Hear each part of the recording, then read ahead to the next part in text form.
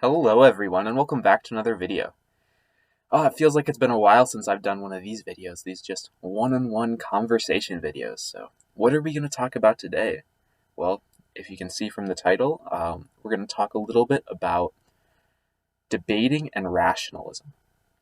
And this is a topic that I've heard about quite a bit as I'm one of the debating objectivists, I guess. I guess that's one thing that I'm somewhat known for.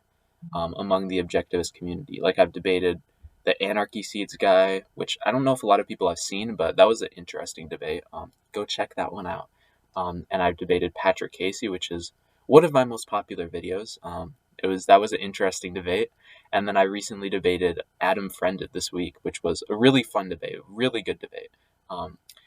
And a lot of people have asked me actually, like, oh, but didn't Peikoff say that debates lead to rationalism? Or people have criticized me saying that debating is rationalistic, and all these sort of criticisms. It's all based off of that Peikoff quote that debating or polemics will lead people to think rationalistically about philosophy.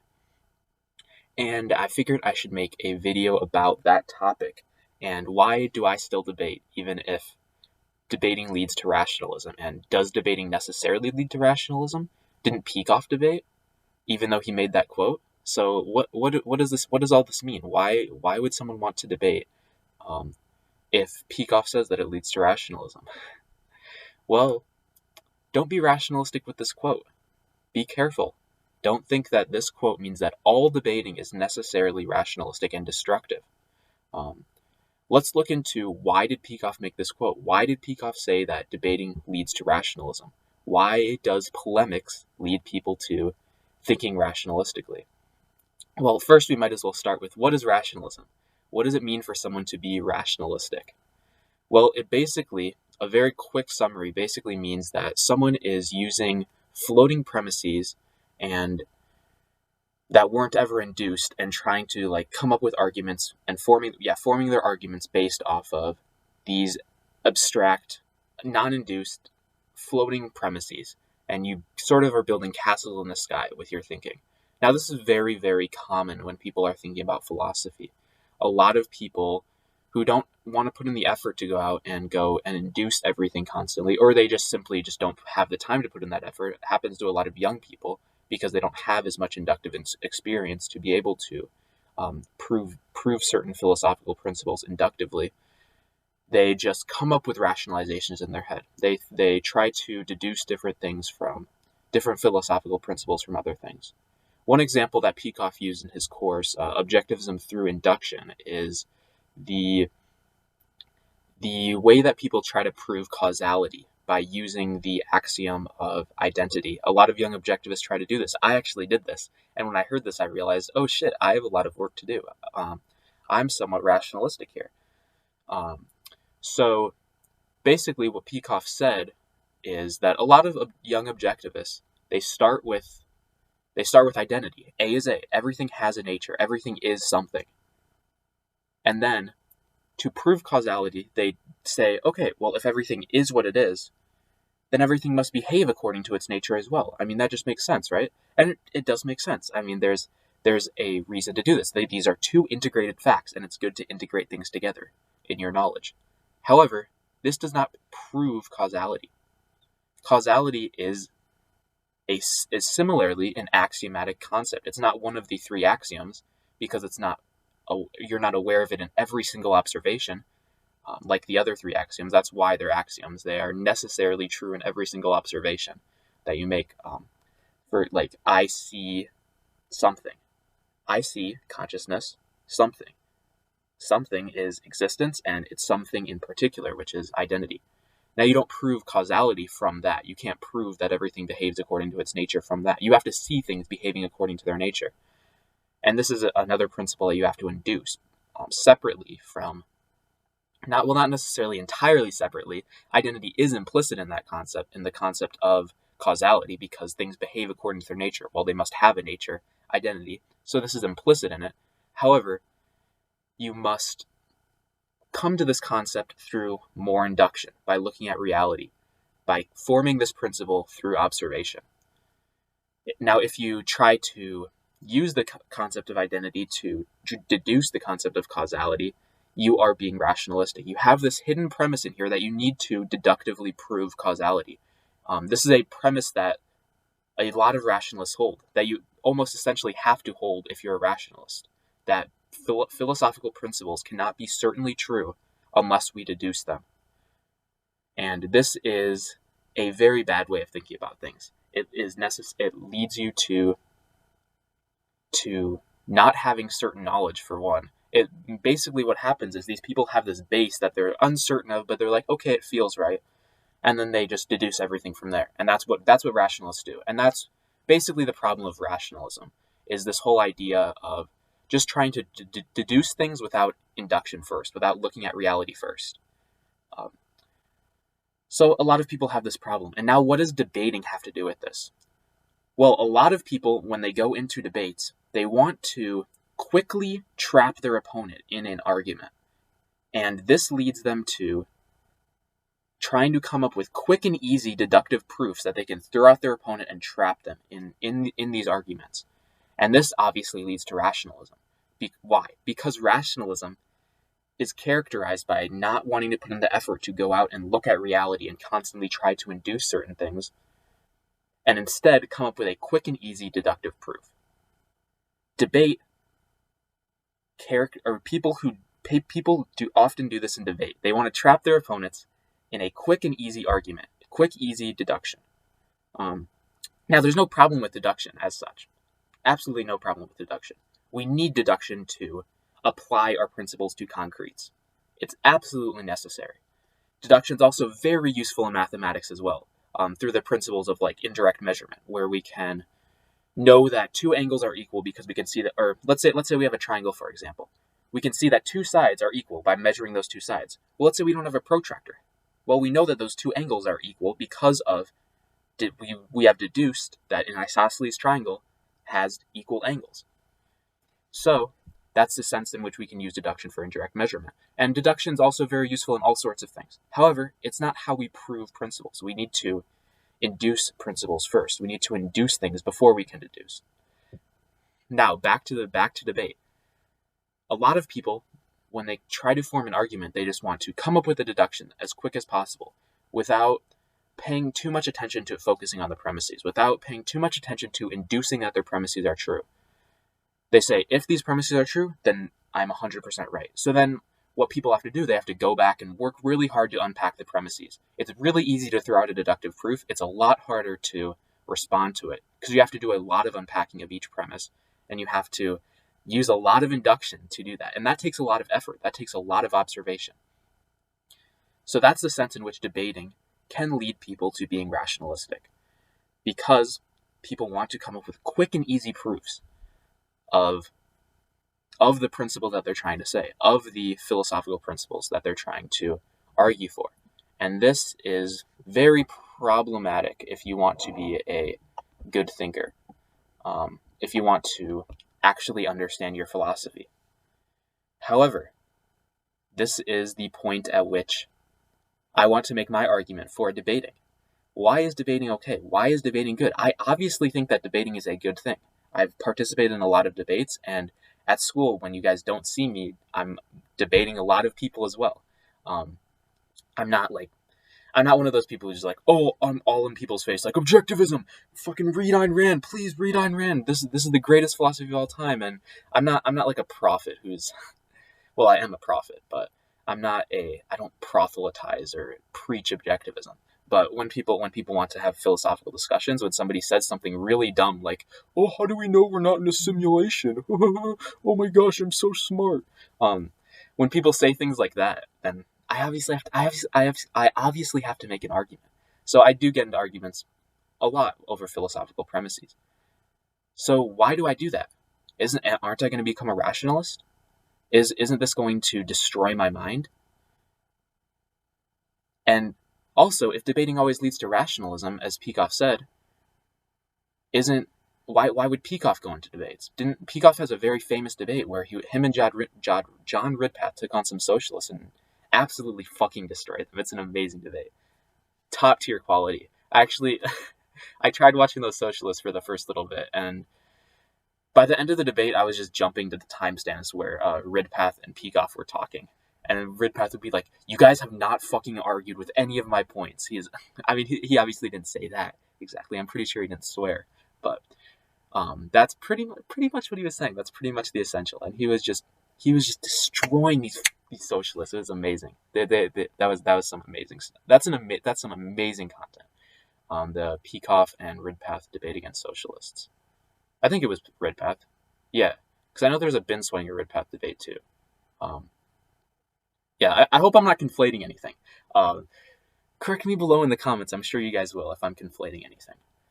But yeah, so people engage in debates. Peikoff engaged in debates, but he said debates lead to rationalism. So what does this mean? And I engage in debates too, and I agree with the principle that debates often lead to rationalism, as I just explained for the first 8 minutes of this video. So why do I debate? And my general answer to this would be the inductive approach to debating. It's kind of a cringy name for it, but it sort of contrasts it with the whole deductive approach to debate that I was explaining before. It depends how you approach the debate. Why do you want to go into this debate? Do you want to go into the debate to crush your opponent, trap your opponent, prove them wrong, make them look bad? Or do you want to go into the debate to obtain more mental clarity, to gain more knowledge of your topic, and understand how your philosophy integrates with other philosophies? And this is the proper approach to debating. This is the best way to go into a debate, because you're going into a debate to learn something. It's not necessarily to learn the other person's ideas. That's not always the best thing. You don't necessarily want to go into a debate with a Kantian to learn why Kant's ideas are right. No, that's not why I want to debate a Kantian. But I would want to debate a Kantian. Well, maybe not necessarily. I might just get confused because I'm still a student. These Kantians, they have taken all these years of philosophy and practicing for all this time, and I've been an objectivist for 2 years, all self-taught. But I don't know. I can debate Kantians. I've talked to pessimistic idealism before, and his arguments are very obfuscating and rationalistic and Kantian. But anyways, that was kind of a tangent. Now I need to refocus and get back on the topic of debating. So why do I go into debates? I want to learn something. I want to learn about my position. I want to better understand and grasp what I believe and what I think about other people's positions as well. So the first thing, when you get into a debate with somebody, you have to concretize your philosophy. You have to take your position that's in your head and spit it out. Say it to somebody else. Put it in words. This is a big reason why I created my channel anyways, to be able to explain philosophy in words, to be able to talk, to be able to speak extemporaneously. That's a big reason. So debates help with this. Debates help you put your position into words. Put your position into as clear of words as possible, because the person you're debating with isn't an objectivist, so he's usually fucking dumb. So you have to be able to put it in as simple of terms as possible to somebody who doesn't understand these true principles, these principles of objectivism. So you have to talk down to this person, speak to them as if they're still a learner. Now I'm not talking shit about anybody, but certain people just haven't read Ayn Rand yet. They don't know what you're talking about yet. They still haven't learned this philosophy, so you have to explain it in very simple terms. And a lot of times that can be very difficult to do because you have to go down to the foundational level. You have to dig really deep and explain the basics of these concepts that you don't often have to do when you're talking to other objectivists. So a lot of times I talk to other objectivists, like I'll talk to Frog, I'll talk to Rucka, Puya, James, KJ. I can give a whole list of all the objectivists that I've talked to. You can go look at my discussions if you would like. But that's helpful. It helps me talk about the higher level concepts in objectivism. It helps me expand my knowledge of objectivism as well. However, I don't get as solid on the foundations until I talk to somebody like Adam Friended, who asks all the very basic questions that objectivists have to answer right away. I haven't answered those questions in 2 years. I haven't thought about those questions in 2 years. I haven't talked about those questions since I started learning objectivism. So it's very helpful to concretize those positions again, to explain them again, if only for myself. Obviously, I'm helping other people as well, because the people who are watching his channel are hearing these basics of objectivism again. But once again, that's not necessarily who it's for. It's also for myself. It's also to learn about my position more by practicing talking about it. And this is, I'm going to call it the inductive approach to debate, because you're sort of inducing these principles again. You're stating them again, you're concretizing them, and you're seeing them again for what they are. You're relearning them in a sense. Now, I'm obviously being very loose with the terms inductive and deductive, so you don't need to listen to my my names for these approaches to debates, but yeah, the names are not very important. But this is the inductive approach to debating. Is restating your principles, is talking to somebody to gain more mental clarity, to gain practice, to gain more knowledge of how you can word your certain principles, how you can explain principles. And that's very helpful. That's one aspect of the debating that's very helpful, because it can help you restate your principles. It can help you become more solid at the foundation of your philosophy. So that's one thing. That's one really important aspect of this.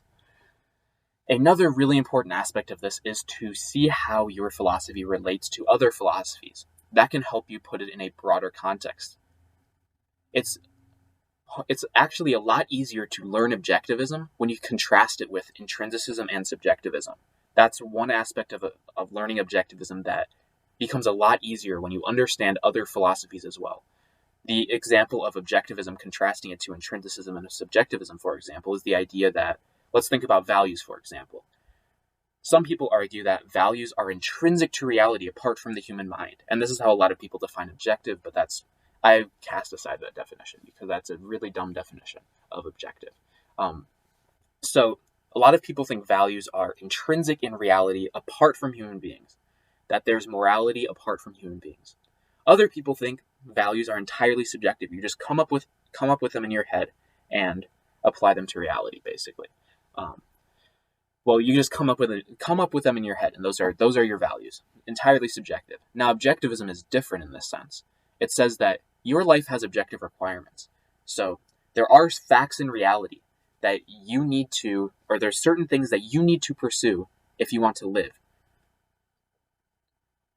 However, those things are not intrinsic to reality itself. For each person, these things are different. They're not the exact same. It's like a diet, for example, as I kind of explained in my debate with Friended. Every single human being has to eat certain things. There are general requirements for dieting, just as human beings have general requirements for living. Like, you need to be productive, you need to have pride in yourself, the general virtues. So these are true of dieting as well. You need to have a certain amount of protein, you need to eat a certain amount of fat, you have to have a certain amount of carbs, you have to have a certain amount of vitamins, all those sort of things. However, each individual has a different body. I have a different body type than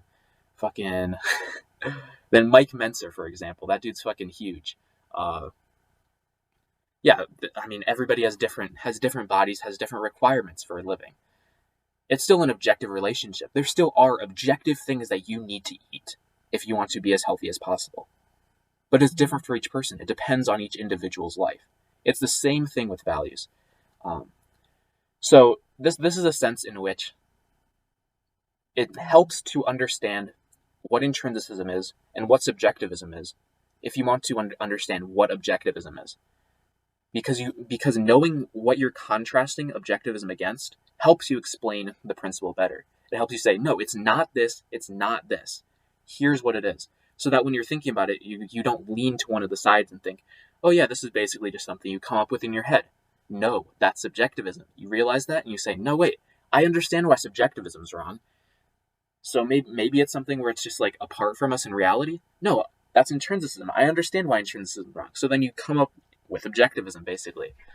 And you can do that by contrasting it with other principles. And that's a similar sort of thing that I can do when I'm debating somebody like like Patrick Casey or Adam Friended. That debate was a lot better because we got a lot more in depth and defined our terms a lot better. Patrick Casey didn't seem to want to get any deeper than the surface level immigration stuff, which you can't blame people like that for because they don't ever think about anything much deeper than immigration. But anyways, with the whole Adam Friended debate, it helped me to see what his position was and to see what other positions were, to help myself contrast my position to him. And that helps me understand my position better because I see what my position is not. That's not the way that you prove a position. That's not the way that you define a position. However, knowing what something is not can help you better define that thing. It can help you come up with a better definition of a thing. Now, I want to be very clear here. Trying to define something by what it is not is a terrible, terrible epistemological standard because you don't actually define anything. You're just saying this is not this. That's a terrible epistemological standard and a terrible way of defining things. However, it can help you formulate your principles better. It can help you explain your principles better as well. So that's one very good aspect of this. Another thing, when you debate somebody head on, you have to steelman their positions if you're going to have a good debate. And if you're going to, you have to steelman their positions. Now, what does this mean? It means that you're not going to dismiss bad positions based on a straw man. Mm. Let's say I were to completely straw man Ayn Rand, as a lot of people do. Well, when they hear an actual argument from an objectivist, they're not going to have good responses to that. When they're actually confronted with these philosophies, they're not going to have good responses to that. So then it becomes a lot harder for them to justify their position when they're put in that situation. So, let's say that I never understood or never learned about the positions that Adam Friended had, and I never heard them from their strongest advocate. Well, then how would I defend them in the future? If I just came up with what I imagined his position to be in my head, how would I be able to defend it when someone offers me a clearer version of that position, or when somebody offers me a very strong explanation of that position? I wouldn't be able to. I had never actually responded to that argument in my head before. I'd never thought about that argument before, and it becomes almost impossible to defend against that position. Now, finally, and this might surprise some people, or this might provoke some people, but this is another important thing that comes with debating. I might be wrong about something. There's a chance that I am wrong about something. And if I am wrong, I want to talk to people and correct myself on that position. I care about truth. I don't care about being an objectivist, so to speak. Now, I think objectivism is true, and it would take a fucking lot to disprove objectivism to me. But I could be wrong still. There's a chance that I might be missing something.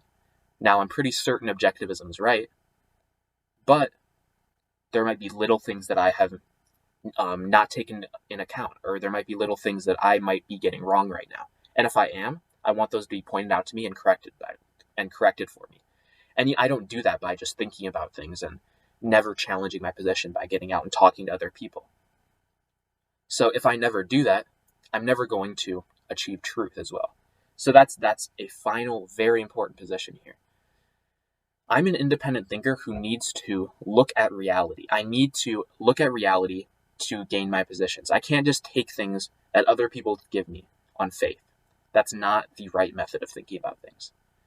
I can't just listen to Peacock, read Ayn Rand, read Binswanger, read any of these people and say, okay, I trust these people, and I shouldn't say trust. I have faith in these people, and I'm just going to listen to what they tell me.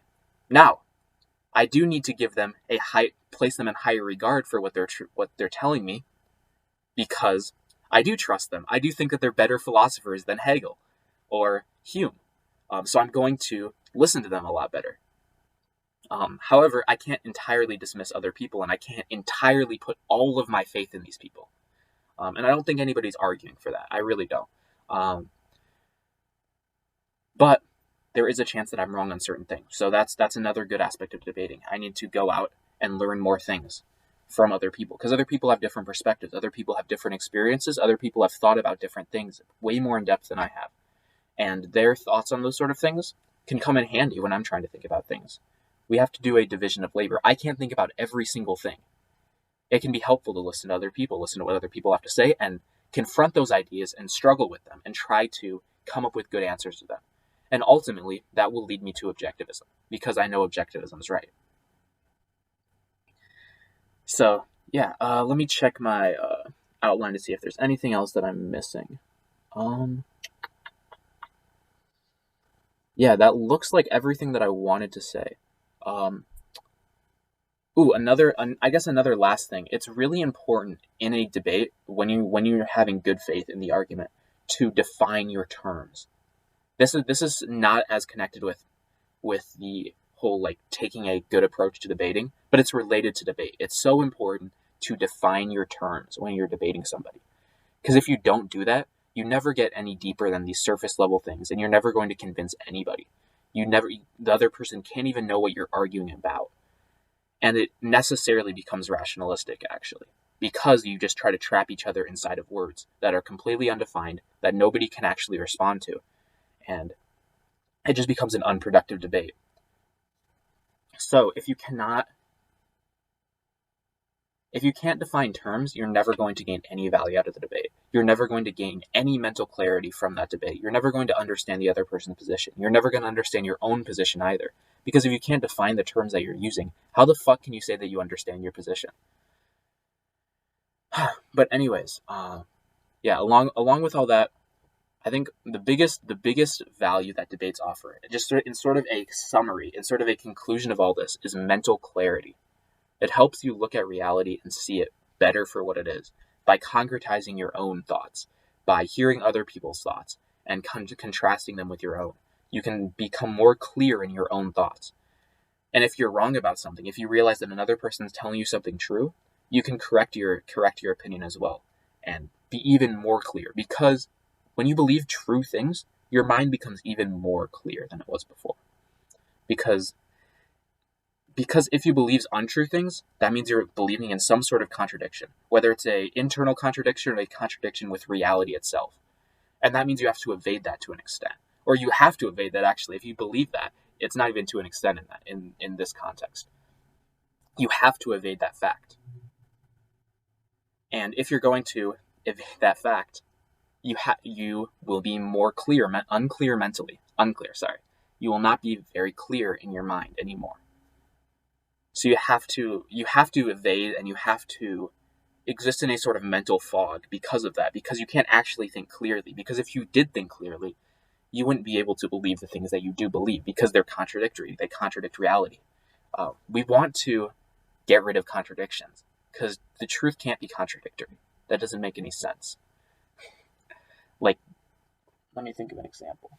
This cup can't be full of both water and milk in the same respect at the same time. I need an excuse to drink some water there. But yeah, so that's full of water. I can't believe that it's full of only milk and no water inside of it. I mean, maybe that's not the perfect example, because I'm sure milk might be made out of a little water or something like that. But you guys know what I'm talking about here. Things cannot be contradictory.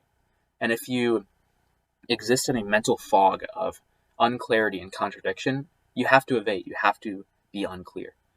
And if you believe something wrong, you want to get that corrected as fast as possible, if it's just for the sake of mental clarity. So in summary, debates should not be used to crush your opponents, to come up with these deductive syllogisms that are not based on anything, that are sort of these floating castles in the sky, just to quickly take down your opponent and make it so they have to take hours to unpack your syllogism. The best thing to do is just discuss and inductively try to understand what these people are trying to argue for and what your position is. Explain your position and practice that, and you will gain a lot more mental clarity from that. So yeah, longer video. This is awesome. I felt really good about this video. Thank you all for watching, and I hope to see you all in the next video. Peace.